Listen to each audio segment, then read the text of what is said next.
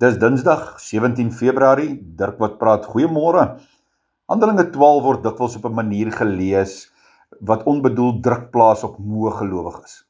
Dit word voorgehou as 'n verhaal oor intense gebed, geestelike waaksaamheid of om deur vrees te beklei en te worstel, maar as jy stadiger lees en die teks regtig inneem, bring dit rus, nie spanning nie. So Petrus is in die tronk, vasgeketting tussen twee soldate, met wagte by die deur en in 'n byna sekere teregstelling wag op hom. En dan vertel die skrif ons iets verstommends. Die nag voordat Herodes hom voor die volk sou bring, het Petrus tussen twee soldate geslaap. Hy was met twee kettinge geboei en voor die deur het wagte die tronk bewaak. Nie rondgestap nie, hy het nie in paniek nie, hy het geslaap. En hierdie detail maak saak, want dit breek baie uitputtende en vermoënde teologie en leringe af. As bevryding daarvan afgehang het dat Petrus wakker en paraat moes bly, dan sou hierdie verhaal heeltemal anders geëindig het. Maar die evangelie funksioneer nie op menslike inspannings nie. Terwyl Petrus slaap, beweeg God.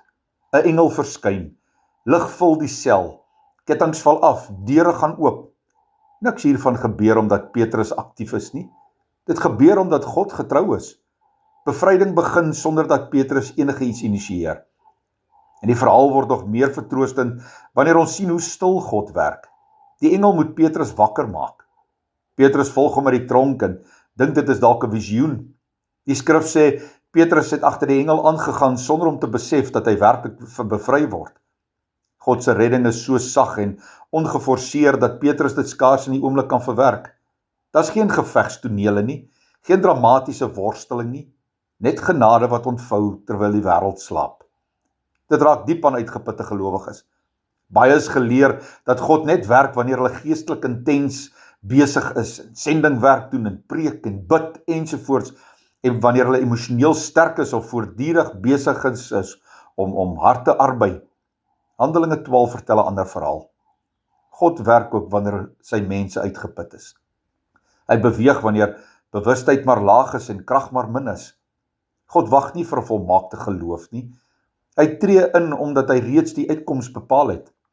Selfs die gemeente se gebed word dikwels verkeerd verstaan. Ja, die gemeente bid ernstig, maar wanneer Petrus by die deur opdaag, kan hulle nie glo dat dit hy is nie. Hulle neem aan dit moet sy engel wees. Die skrif teken hulle verbasing duidelik aan in vers 15. Maar hulle sê vir haar, jy is mal. God reageer nie op foutlose geloof of selfversekerde oortuigings nie. Hy handel volgens sy voorneme. Dis nie 'n verhaal oor perfek bid nie. Dis 'n verhaal oor God wat getrou is, ver bo menslike verwagtinge. En hier bring die voltooide werk van Jesus vir ons baie rus. Petrus se vryheid kom nie deur inspanning en waaksaamheid of geestelike prestasies nie. Genade wag nie dat jy gereed moet wees nie. Dit beweeg omdat Jesus reeds die werk voltooi het wat jou lewe en jou toekoms verander.